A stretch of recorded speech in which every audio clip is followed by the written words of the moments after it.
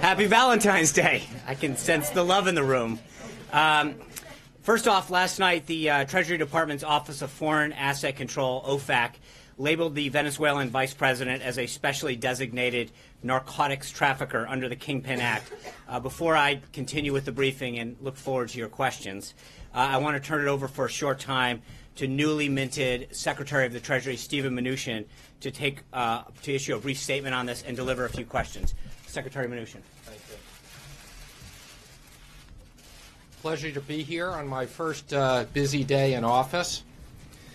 Yesterday, the Department of Treasury's Office of Foreign Asset Control, known as OFAC, designated Venezuelan national Tarek El-Assami as a specially designated narcotics trafficker pursuant to the Foreign Narcotics Kingpin Designation Act for playing a significant role in international narcotics trafficking.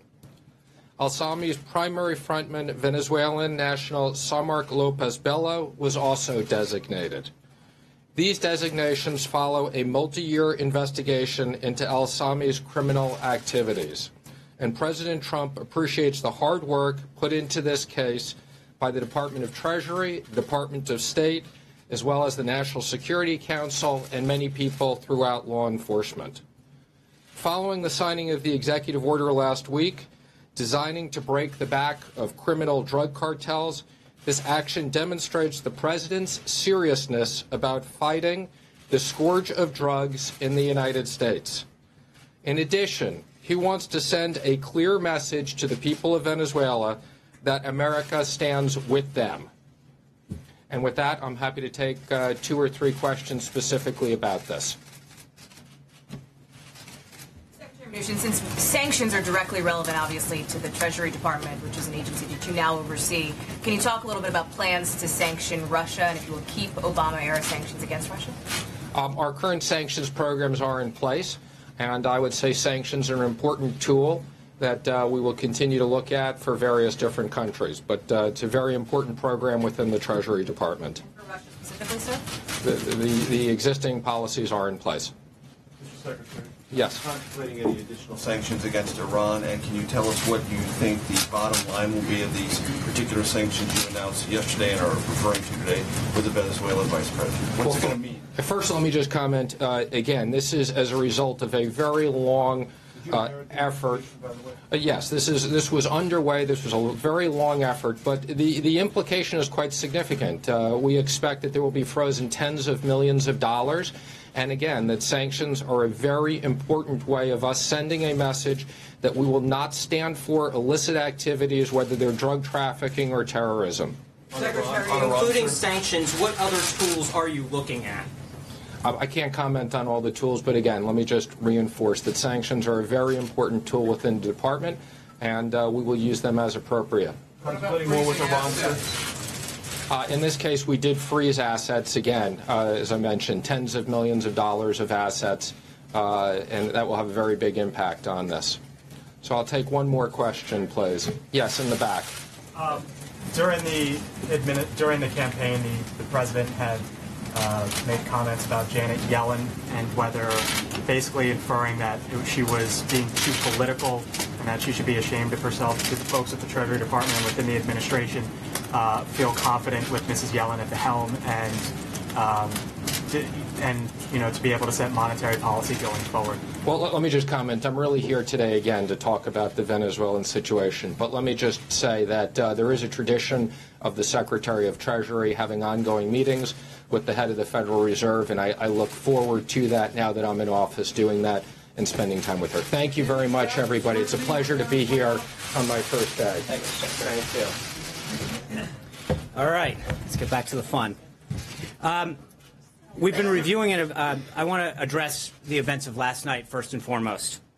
We've been reviewing and evaluating this issue with respect to General Flynn on a daily basis for a few weeks, trying to ascertain the truth. We got to a point not based on a legal issue, but based on a trust issue, where the level of trust between the President and General Flynn had eroded to the point where he felt he had to make a change. The President was very concerned that General Flynn had misled the Vice President and others. He was also very concerned in light of sensitive subjects dealt with by that position of national security advisors like China, North Korea, and the Middle East, that the president must have complete and unwavering trust for the person in that position. The evolving and eroding level of trust as a result of this situation and a series of other questionable instances is what led the president to ask for General Flynn's resignation. Immediately after the Department of Justice notified the White House counsel of the situation, the White House counsel briefed the president and a small group of his senior advisors. The White House counsel reviewed and determined that there is not an illegal issue, but rather a trust issue. During this process, it's important to note that the president did not have his Attorney General, Jeff Sessions, who he trusts immensely, approved by the Senate. When the president heard the information as presented by White House counsel, he instinctively thought that General Flynn did not do anything wrong, and the White House counsel's review corroborated that. It is not ordinary for an incoming national security advisor to speak with his counterparts about the issues of concern to them. In fact, he spoke with over 30 of his counterparts throughout the transition. As Charles Krauthammer said last night, it is, quote, perfectly reasonable for him to do so. The issue here was that the president got to the point where General Flynn's relationship misleading the vice president and others, or the possibility that he had forgotten critical details of this important conversation, had created a critical mass and an unsustainable situation. That's why the president decided to ask for his resignation, and he got it. The irony of this entire situation is that the president has been incredibly tough on Russia. He continues to raise the issue of Crimea, which the previous administration had allowed to be seized by Russia. His ambassador to the United Nations, Nikki Haley, stood before the UN Security Council on her first day and strongly denounced the Russian occupation of Crimea. As Ambassador Haley said at the time, the, quote, dire situation in eastern Ukraine is one that demands clear and strong condemnation of Russian actions. President Trump has made it very clear that he expects the Russian government to de-escalate violence in the Ukraine and return Crimea. At the same time, he fully expects to and wants to be able to get along with Russia, unlike previous administrations, so that we can solve many problems together facing the world, such as the threat of ISIS and terrorism. The president is currently evaluating a group of very strong candidates that will be considered to fill the National Security Advisor position permanently, and is confident in the ability of General Kellogg, a decorated and distinguished veteran of the United States Army, until that person is ultimately chosen. Before I get into the president's schedule for today, a quick recap of the president's activity over the last few days, since we haven't had the honor of sharing so much time together. The president's been keeping a close eye on the Oroville Dam situation in California. We've worked closely with Doug LaMalfa, who represents California's 1st District, where the dam's located, and other state officials to help people who have been impacted.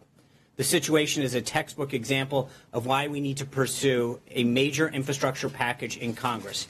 Dams, bridges, roads, and all ports around the country have fallen into disrepair. In order to prevent the next disaster, we will pursue the president's vision for an overhaul of our nation's crumbling infrastructure. We hope everyone remains safe as the evacuations continue, and will be working alongside with FEMA and appropriate government entities to make sure that we are doing everything we can to attend to this matter. The president was honored also to welcome the Prime Minister of Japan last week from their first official meeting at the White House to their joint press conference at Mar-a-Lago, their joint press conference and their time together at Mar-a-Lago. The president and the Prime Minister had a productive visit that reaffirmed their determination to further strengthen the U.S.-Japan alliance and economic relationship. At Mar-a-Lago, the president was proud to stand behind Prime Minister Abe on Saturday to convey the United States' unwavering support for our Japanese allies in the face of North Korea's most recent missile launch. On Sunday, the president met with now Secretary Treasury Mnuchin and Mr. Steve Wynn before returning to Washington. Yesterday, the president had an incredibly productive set of meetings and discussions with Prime Minister Trudeau of Canada, focusing on our shared commitment to close cooperation in addressing both the challenges facing our two countries and the problems throughout the world. Our countries share a profound economic interest, with more than $2 billion in two-way trade flowing across our border every day. The president was pleased to launch the Canada-United States Council for the Advancement of Women Entrepreneurs and Business Leaders by holding a roundtable discussion here at the White House. Together with Prime Minister Trudeau, his daughter Ivanka, the president discussed the unique challenges that women face in the workplace with an incredible group of successful and respected female business executives from both countries. A full list of the participants is available through the pool. In addition to his in-person meetings with the prime ministers of Japan and Canada, the president also recently had phone calls with the presidents of Tunisia, Peru, Nigeria, Colombia, and South Africa. Readouts are available on all of those calls. Finally, following the prime minister's visit to yesterday, the president met with Chairwoman McDaniel and co-chairman Paduchik of the Republican National Committee. In the afternoon, the president participated in a pinning ceremony for Major Ricardo Turner, one of his military aides. The aides to the president are mid-grade officers, one from each of the services. They provide direct support to the president as in his role as commander-in-chief, and their primary responsibilities are to serve as an emergency action officer, aide-de-camp, and ceremonial aide. It's a long-standing tradition that one of the president's military aides is promoted to the next higher grade. The president conducts that promotion. Major Ricardo Turner, the president's military aide, was recently promoted to lieutenant colonel, and the promotion was held in the Oval Office. The president also spoke yesterday with Maureen Scalia on the one-year anniversary of her husband's passing. The president and Mrs. Scalia discussed her late husband's incredible legacy and how the president is making every effort to carry it on by nominating Judge Gorsuch, who shares the love of the Constitution, to succeed him on the bench. Last night, the president obviously hosted the swearing-in of Secretary Mnuchin in the Oval Office. Secretary Mnuchin is a world-class financier whose decades of experience with financial and monetary matters make him the ideal person to spearhead the president's plan to develop a dynamic, booming economy that works for all Americans. We're glad to officially have him on board. Now, moving on to the schedule of today. This morning, the president and newly confirmed Secretary of Education DeVos held a parent-teacher conference meeting with parents and educators from public, private, charter, and homeschools this morning. The president opened the meeting by congratulating Secretary DeVos for her toughness and staying the course throughout her confirmation process. He then discussed his vision for all Americans to have an opportunity to climb the ladder of success, starting with making quality education available to every child, no matter their zip code. Under the current system, the president believes too many of our children are trapped in failing schools, especially in the African-American community. The president told the group to begin addressing this problem, which he views as a civil rights issue. He wants parents to be able to decide what educational options are best for their children. The group launched into a wide-ranging discussion that included public and charter schools, homeschooling, dropout prevention, and the Basis Schools program, states' responsibilities, and the current state of the U.S. Department of Education. The president's ultimate goal is to create safe communities, great schools, and well-paying jobs. He believes that each of these goals is linked to the others, and the Trump administration is taking concrete steps to achieve them all. The president also spoke on the phone earlier today with Prime Minister May of the United Kingdom, continuing the productive conversation they started during her visit earlier this year. A readout on that call should be coming soon. The president then had lunch with New Jersey Governor Chris Christie and his wife regarding combating drug use. At 2 o'clock, the president will sign House Joint Resolution 41 in the Oval Office. The resolution is the start of rolling back harmful Obama-era regulations, which have cost the American businesses and consumers a staggering $890 billion, making our companies less competitive and even driving some of them out of business. The American free enterprise system is the greatest engine for economic prosperity in the world. But for too many to reach its maximum potential, we must remove the barriers to productivity that are holding back our great workers and businesses. Misguided federal regulations, such as the SEC rule addressed by HJR 41, inflict real cost on the American people and put our businesses, especially small businesses, at a significant disadvantage. It's a priority for the Trump administration to fix our broken regulatory system so that it enhances American productivity and well-being without imposing unnecessary costs and burdens. Signing this joint resolution is one more step towards achieving this goal. Later this evening, the president will meet with Secretary Kelly and Attorney General Sessions to continue discussions on potential options for addressing the very clear national security threats we're facing in light of the recent Supreme Court ruling. Tomorrow, the president is pleased to be welcoming Israeli Prime Minister Benjamin Netanyahu to the White House. They will discuss ways to advance and strengthen the special relationship between our two countries and stability in the Middle East. They will consult on a range of issues, regional issues, including addressing the threats posed by Iran and its proxies, the crisis in Syria, and countering ISIS and other terrorist groups. As the president has made clear, his administration will work to achieve comprehensive agreement that would end the Israeli-Palestinian conflict so that Israelis and Palestinians can live in peace and security. The way forward toward that goal will also be discussed between the president and the prime minister. They will hold a joint press conference tomorrow as well, and further guidance will be coming on the time and location. Looking ahead to Friday, the President will travel to Charleston, South Carolina to attend the rollout of the first Boeing 787-10 Dreamliner. This visit will give the President an opportunity to celebrate a huge milestone for thousands of workers at Boeing, America's #1 exporter and the millions of American workers involved in aerospace. This trip has been months in the making, and we're thrilled to celebrate the rollout of this amazing plane. With that, I'd be glad to take some of your questions. Jonathan Karl. Back in January, the president said that nobody in his campaign had been in touch with the Russians. Now, today, can you still say definitively that nobody on the Trump campaign, not even General Flynn, had any contact with the Russians before the election? My understanding is that what General Flynn has now expressed is that during the transition period, well, we were very clear that during the transition period, he did speak with the ambassador. I'm talking about during the campaign. I don't have any. There's nothing that would conclude me that anything different has changed with respect to that time period. And why would the president, if he was notified 17 days ago that Flynn had misled the vice president, other officials here, and that he was a potential threat to blackmail by the Russians, why would he be kept on for almost 3 weeks? Well, that assumes a lot of things that are not true.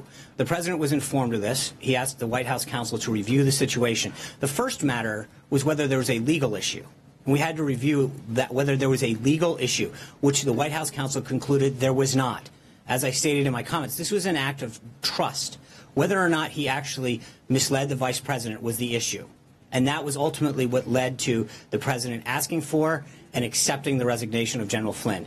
That's it, pure and simple. It was a matter of trust. We went through a very deliberative process, a very thorough review. The first part of it was clearly to understand the legal aspect of this. And that was simply concluded there was no legal aspect. And then what happened is the president evaluated the trust aspect of it. Major. When the president was asked on Air Force One on Friday rather, traveling down to Mar-a-Lago, about reports, about conversations with the Russians about sanctions, he said, "I don't know about it. I'll look into that." Mm-hmm. Was he being truthful?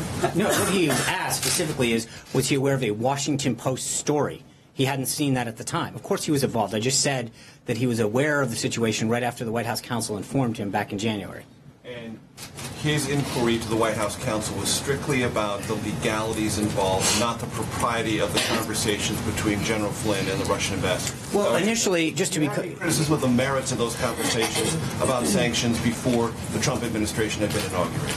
So just to be clear, the acting attorney general informed the White House counsel that they wanted to give, quote, a heads up to us on some comments that may have seemed in conflict with what he had sent the vice president out in particular.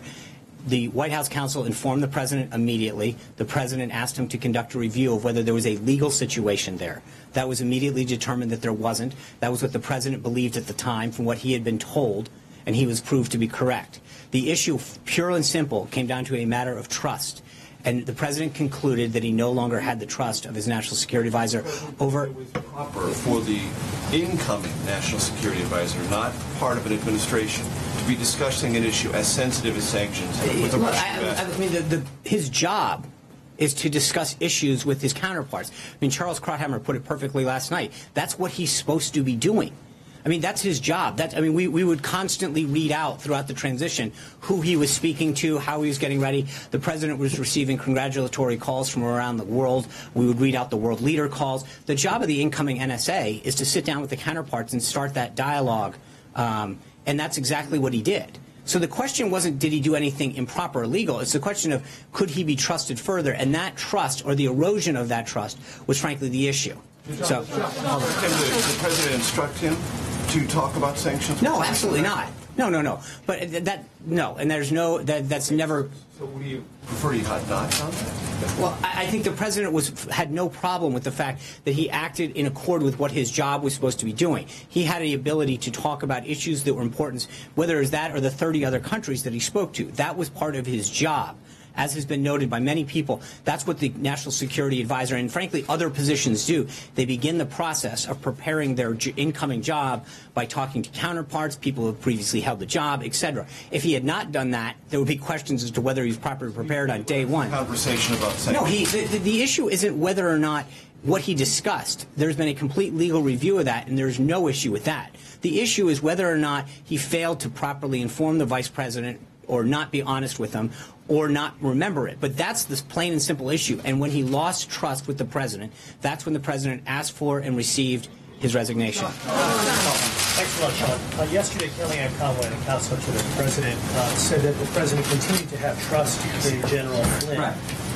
What happened between yesterday morning and yesterday evening that led the president to lose confidence in General Flynn? Well, I'm not going to get into the specifics of where the president's thinking was, but I will just say, as I noted in the opening statement, that it was an evolving and eroding process. And so at the end of the day, the president made a decision, as he does on all subjects, and asked for and received the national security advisors. But he is one of those people that we've noted before. When he is ready to make a decision, he makes it, whether it's hiring somebody or asking for someone's resignation. Once he is determined that he has made a decision on any subject, that's when he informs his staff. So going into the day, it was an evolving situation. He made a determination late in the day, and he executed on it. Yeah, Alexis, an extremely loyal person, General Flynn. Was it a difficult decision for the president to let General Flynn go? Well, sure. I mean, General Flynn is a dedicated public service. He's headed the DIA. He has been an outstanding member of the Army, both as an officer and then as a flag officer. He's served this country admirably. And I think the president appreciated his service to his nation, his commitment to his campaign, and his service to his country so far. But at some point, the decision came down on whether or not that trust had eroded. The important matters, as I mentioned, that are before the president when he's dealing with issues of world matters, of all of the issues, friends and allies, foes, hotspots. He needs to rely on a national security advisor to give him sage advice. And I think at a certain point, that guidance, that trust eroded, and the president, as he does on all matters, ultimately decides that when he's ready to make a decision, he executes. Alexis. Questions. Does the president believe that anything that he discussed with General Flynn during the transition might have been construed by the general as a request or an encouragement to discuss sanctions with the Russian ambassador? That's question number one. So we're going to pause. So on the first, again, as I made clear, there's nothing that the general did that was a violation of any sort. He was well within his duties to discuss issues of common concern between the two countries. I will say it again. What this came down to is a matter of trust. The president was glad that he was out there conducting his job, preparing for his job, going back and forth with his counterparts throughout the world, much as the president had done, with all of these world leaders calling the president, congratulating him, looking to set up calls for him once he was inaugurated.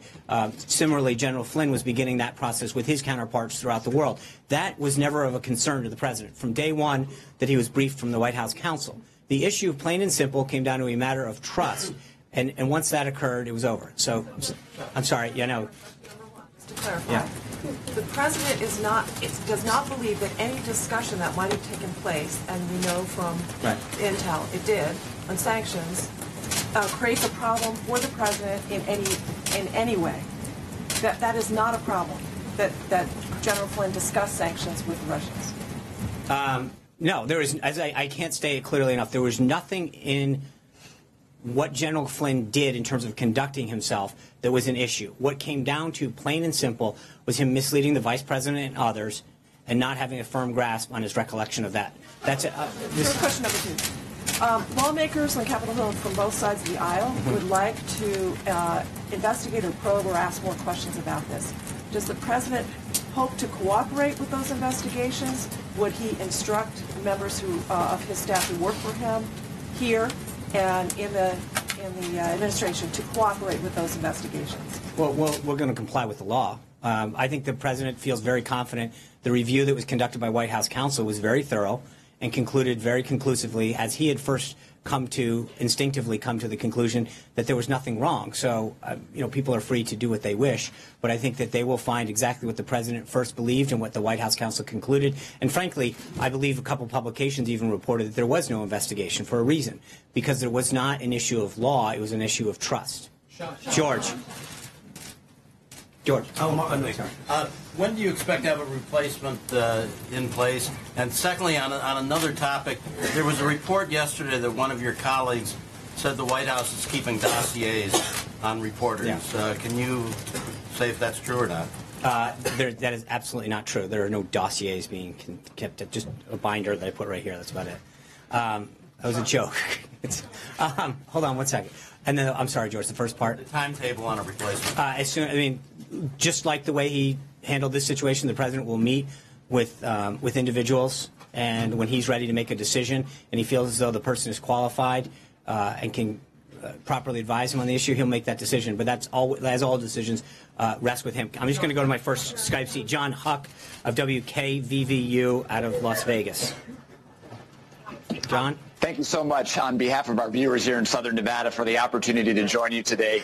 As you know, Sean, Las Vegas has suffered terribly in the last recession, more so than perhaps any other city in the country. As the administration moves forward with repealing financial regulations and possibly rolling back Dodd-Frank, what guarantees can you make to Nevadans that those actions won't lead banks and investment banks to re-engage with the risky financial behaviors that tanked our economy the last time and left taxpayers here on the hook to bail those banks out? Thanks, John. I think one of the things, if you look at the intent of Dodd-Frank, it was to make sure that we didn't have institutions that were too big to fail. And frankly, it has actually created institutions that are now too big to fail. Dodd-Frank actually did exactly the opposite of what it intended to do. And I think when you look at the regulation, HJR 41, that the president is signing today, this is another example of the president taking decisive action to roll back regulations that are frankly creating more of a burden on our nation's banks and businesses than helping them. I think the president is going to be very clear with making sure that we do things that build up the goal of what Dodd-Frank actually intended to do. But right now, we actually, through Dodd-Frank, put taxpayers more on the hook than we let them off. We've created more institutions and created more guarantees for the federal government to bail out some of these institutions if they exceed their authority. John Roberts. Let me come back to what you said at the beginning. You said the White House counsel's office reviewed this and determined that there was nothing illegal. What evidence did they look at in making this determination? And secondly, Democrats up on the Hill say that they want an investigation of this. They're looking into what did the president know and when did he know it. So can you tell us what evidence you looked at the White House counsel's office, and what did the president know about all of this, and when was he aware of it? Well, as I mentioned, the first day that the Department of Justice made White House counsel available or sought to notify White House counsel was January 26th. The president was immediately informed of the situation. As I said, based on the information that was provided at the time, his view was that this was not a violation. He was proved instinctively correct. And White House counsel at that time undertook an extensive review, both of materials and questioning. I'm not going to get into the specifics. What I will tell you is on multiple occasions, they had an exhaustive and extensive questioning of General Flynn on several occasions based on information that was provided to them or materials that were provided to them to review. I'm not going to get into the details of that, but I will just say that there was an exhaustive review. And again, the thing that's important to note is the vice president, myself, in fact, I think the first time I brought this issue up was January 13th. The Department of Justice didn't notify the White House or the White House counsel at that time in the transition phase until 13 days later. So I think it's important to understand something very, very important. This idea of why did it take so long, I think the first question should be, where was the Department of Justice in this? They were aware of this. We were making statements based on what General Flynn was telling us starting on January 13th. The vice president went out on the 15th, right? They didn't notify the White House counsel's office until January 26th. At that time, there was an immediate, the president was immediately informed of that and then asked the White House counsel to conduct a very, very thorough review. The first part of that review was focused on whether or not there was any legal issue. That's it. Once that became the issue, then it shifted into phase two, which is whether or not there was trust still maintained. And that issue, then that became a separate set of issues that were. I'm speaking to the actual evidence. The FBI has transcripts of these intercepts, which I assume were done by the NSA via FISA court order. Was there any communication between the White House counsel's office and the FBI? Did those transcripts ever enter into I will say that obviously there was obviously communication between the Department of Justice and the White House counsel's office. I'm not going to get into the specific nature of that. I think it would be inappropriate because of the nature of the information that was being discussed. Why not dismiss the general on January 27th? Why, if the question was of trust, and immediately, you have January 15th, he's on Face the Nation saying that, Vice President Pence is on Face the Nation saying that this is what General Flynn told me, and then January 26th, you hear the opposite. Why not immediately act? Why wait another 2.5 weeks? I don't understand how that's a due process. Because what the Attorney General didn't come in, and the acting Attorney General come in and say that there was an issue. She said, we wanted to give you a heads up that there may be information. Okay? She could not confirm there was an investigation. And so it would be unbelievably short-sighted and wrong to go in and dismiss someone immediately. In fact, what the President did was take decisive action to make sure that the White House counsel thoroughly reviewed and vetted the situation. He took immediate decisive action.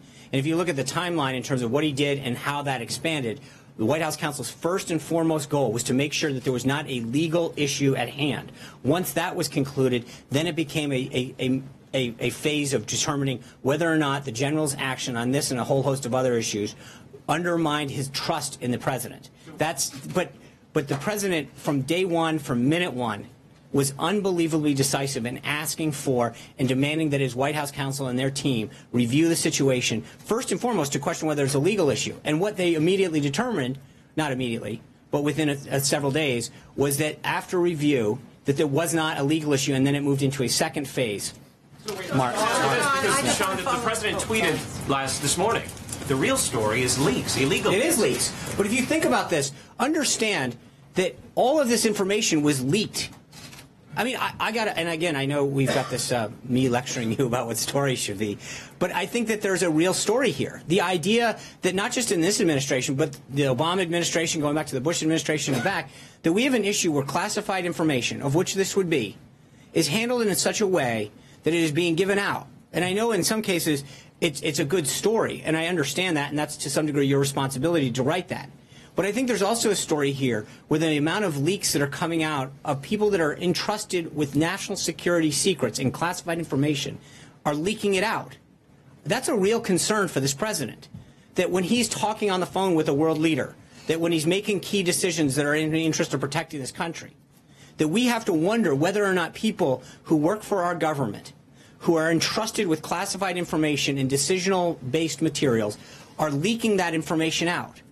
That, I do believe, is a big story that should be reported. I also believe that the president is rightly so very, very concerned about this, because it's not just something that is plaguing the current situation, but it goes back through the Obama administration, the Bush administration, the Clinton administration.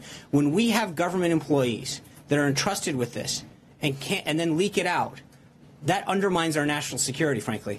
Trey. What is the president? Sorry, I apologize. I know you just forgot. I have a question, but I want you to clarify something you just said to John. Are you saying that no one has read the transcripts of the calls, or you just don't want to tell us whether they... I said that I'm not going to comment on it. Okay. So my question is about sanctions. You were very specific in talking about the sanctions against Crimea, and that he doesn't want to lift them until Crimea is returned. But the sanctions that Flynn was discussing were the sanctions for the election hacking. Right. That's something the president could remove on his own if he wanted to. Is he committed to keeping those? I think Secretary Mnuchin commented on that. There's no change in our current sanctions strategy or with Russia, and I've got nothing for you on that. Trey. The current story is leaks. What is the president willing to do to investigate further to determine where these leaks are coming from? I think this goes back to the same way he negotiates. Telling people what we're going to do to cover up additional leaks wouldn't be a very sound strategy when it comes to making sure that doesn't happen again. The president's been very clear when he's negotiating or dealing with an issue like this, you don't telegraph to people how you're going to handle it. Good. Hold on. Trey gets a follow-up. Everyone else got one. So he is going to take some sort of steps to investigate these leaks? I would just say that the president is, as I said, is clearly upset about this. He understands the threat that they pose to our national security, and he's going to make sure that he continues to take action to make sure that stops. Yes. Thank you. So you mentioned time and time again that this is an issue of trust. You also said that it was an evolving issue, and that the issue of the trust that the president had for Flynn came down to this deception that happened with the vice president, but also a host of other issues. What were the other issues, and was the vice president the only person that was misled by Flynn? Were other people misled? I mean, I think I stood before you before and explained what General Flynn had conveyed to me. I think there were some others that had similarly expressed that to as well. So, that's why it's others, because it wasn't just people who went out and made public pronouncements, that in a series of questioning that was rather exhaustive over a long period of time, he continued to maintain that had not occurred. And I think that's where the president continued to, and that's why the president was very clear that it was an eroding issue, because it was after a series of issues and a series of statements and pronouncements that the president came to that conclusion. Were there other issues outside of this call and the deception over that led to the mistrust? I think the statement's very clear that it was this and a series of issues. With that, let me go to Jason Stevens of the Federalist paper in Ashland, Ohio. Thank you. What our readers at the Federalist Papers Project are most interested in is returning the country to the first principles of Republican government, as understood by the American founders. One of those principles in the Declaration of Independence is the consent of the governed. So my question is this: what are the president's future plans for rolling back the expensive and burdensome regulations of the administrative state, most of which are the product of unelected, unaccountable bureaucrats who never received the consent of the governed to do anything, let alone make law? Thanks, Jason. I think, as I mentioned today, the president in just a few minutes is going to be signing H.J.R. 41, which is one of those attempts to roll back some onerous Dodd-Frank regulations with respect to the SEC in particular. He is going to continue. Last week we rolled out another one of those executive orders that ensures that for every new regulation, 2 must be gotten rid of. The president's commitment to rolling back regulation and the overreach of government, I think, is unwavering and unquestionable. So you're going to continue to see this president undo a lot of that government overreach. And so, Jim. Yeah, just a quick question. You said earlier in your comments that the president has been incredibly tough on Russia. Mm-hmm. How is that possible? He has made comment after comment over the course of the campaign, the transition, where he defended Vladimir Putin. He had an interview with Bill O'Reilly where when he was asked, Vladimir Putin's a killer, he said, well, America hasn't been that much better in this regard. To me, it seems, and I think to a lot of Americans, it seems that this president has not been tough on Russia. How can you say that? Because I just walked through. I think there's a difference between the president wanting to have an understanding of how a good relationship with Russia can help us defeat ISIS and terrorism throughout the world. Look, the Obama administration tried to have a reset with Russia. They failed. They tried to tell Russia not to invade Crimea. They failed. This president understands that it's in America's national and economic interest to have a healthy relationship. If he has a great relationship with Putin and Russia, great. If he doesn't, then he'll continue on. But he's not going to just assume that because it wasn't able to happen in the past. I think you've seen with Prime Minister Abe in particular and others that the reset that Prime Minister Netanyahu has talked about tomorrow, so many of these countries from around the globe are looking forward to resetting the relationships that this country has with them, that they feel as though that they were abandoned over the last 8 years, and that they are excited about the prospect of a new U.S. relationship under a Trump administration.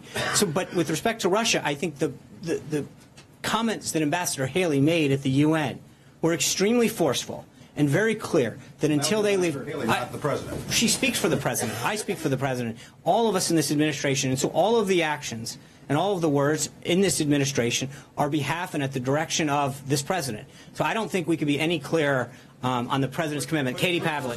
Just a quick little follow-up, because I haven't had any follow-ups, but really? Or questions in a while. But anyway, the other question is just getting back to what was asked a few moments ago about trust and being misled. Are you saying that the National Security Advisor was intentionally misleading the president, the vice president, yourself, when he made these comments to you? The trust is given by the president. It's a relationship between he and any individual. And so, as I mentioned in the comments, maybe it was because, I don't know that it was intentional. He may have just forgotten. But I think at some point, trust isn't just a trust. Forget though in a conversation. But that's the point, Jim, is that at some point that trust eroded to a point where the president did not feel comfortable with him serving in that position and asked for and received his resignation. Katie Pavlich. On the trust issue and eroding of trust, last night in General Flynn's resignation letter, he said he inadvertently briefed the vice president-elect and others with incomplete information. Right. Considering his role in advising the president on national security matters, is the White House concerned that he maybe briefed the president-elect, vice president-elect with incomplete information on other matters of national security in addition to his phone calls with the Russian ambassador? When you look at the team, it's not one person in isolation, Katie. It's several. You've got General Kelly on the Homeland Security front, General Mattis on the DOD front. He's got an entire national security staff and apparatus that briefs him. Director Pompeo at the CIA and others from the DNI's office that come in and brief him on a whole host of issues. So it's not a single position. Regardless of whether it's a single situation, it's not as though there's one person briefing him. And the president synthesizes a lot of information, both written and stuff that is briefed to him, and ultimately is he who makes that decision based a lot on what he already knows, what he is presented with. So the president gets information from a lot of people, generals, admirals, people in the military community, ambassadors, people in the State Department, an exhaustive team at the National Security Council, and then makes an ultimate decision based on that and what he already knows to be the case. Sean. All right. So since you won't answer. Sean, you've been asked a couple times about these transcripts of calls. Right. Will the White House declassify those and release them? Look, it is inappropriate for me to comment on those at this time. Right now, the focus is on some of the evolving issues that are that were going around the globe. As you know, let me answer the question. It is not an issue that has come up. I think the president right now is focused on replacing his national security advisor, making sure that he's presented with the best possible information to make these key decisions. But at this time, we also have got to be careful that we were not involving ourselves in a matter of national security. And the review, as I mentioned, was done, and then immediately last night when the president felt as though it was time for a decision, made it. That's where we are in this iteration of the process. If we have anything further for you, we will update you. I want to go to Joyce Kaufman of WFTL Talk News in Palm Beach, Florida. Thank you so much for this opportunity. I'm approximately 6 miles away from Mar-a-Lago right now, and the president met with the Prime Minister Abe from Japan at Mar-a-Lago this weekend, and besides giving us traffic and security nightmares, there were apparently conversations that took place by telephone and with the Prime Minister that were in a relatively insecure dining area. There's already video of this surfacing. Will there be a skiff put in place in these dining areas, these public places? And one last question. When he meets with Prime Minister Netanyahu tomorrow, will they be discussing moving the embassy and settlements? On the second one, I'm not going to get ahead of the Prime Minister's discussion with the president. We'll have a readout. After that, there'll be a press conference at that. With respect to the first, there is a skiff at Mar-a-Lago. And just to be clear, the president was briefed in a skiff ahead of dinner. He went and with his national security team, they briefed him on the situation in North Korea. Subsequently, he had a dinner, which was attended exclusively by U.S. and Japanese delegation members. At that time, apparently there was a photo taken, which everyone jumped to nefarious conclusions about what or may not be discussed. There was simply a discussion about press logistics, where to host the event. And then after the dinner, the president went back into the skiff to get a further update from his team. So I'm not really sure where people jump to conclusions. There is a skiff there. It was utilized on 2 occasions that evening to convey to the president by his national security team the situation in North Korea. And then the president subsequently stood shoulder to shoulder with the Japanese president to make sure that our commitment to their security and stand against North Korea was fully made aware. Margaret. Can you just clarify, because I got a little turned around. Did President Trump, or President-elect Trump at the time, know of General Flynn's discussion of the sanctions while he was NSC designate? And if not, when did he finally learn about them? And if so, why was he okay with that? So no, he was not aware, as he's not back briefed on every conversation that his national security team has or other staffers. They were performing their duties as other people were in terms of getting up to speed, conveying with counterparts and previous members of their team. That being said, when he was made aware of it, once the White House counsel briefed him on concerns the Department of Justice had. And at that point, as I mentioned, what he asked and what he believed at the time and was confirmed by White House counsel was that there was no legal issue here. Discussing the issue didn't violate anything. It was appropriate in the normal course of action to discuss that. And he immediately asked the White House counsel to further confirm what his instincts were at the time. Thank you, guys. Have a great one. We got to get ready for a bill signing. We got a bill signing. Margaret gets a bill follow-up, but he's got. Is the administration undertaking any sort of effort, either cabinet-wide or like inside the shop, to make sure that everyone comes forward who had any communications with the Russians about sanctions or otherwise? There is no other information. I mean, that as far as we are aware, that is an isolated incident that occurred. And again, the key point in this isn't that there were discussions. There was nothing wrong or inappropriate about those discussions. It purely came down to a matter of trust. That's it. Thank you, guys. I'll see you tomorrow. Happy Valentine's Day.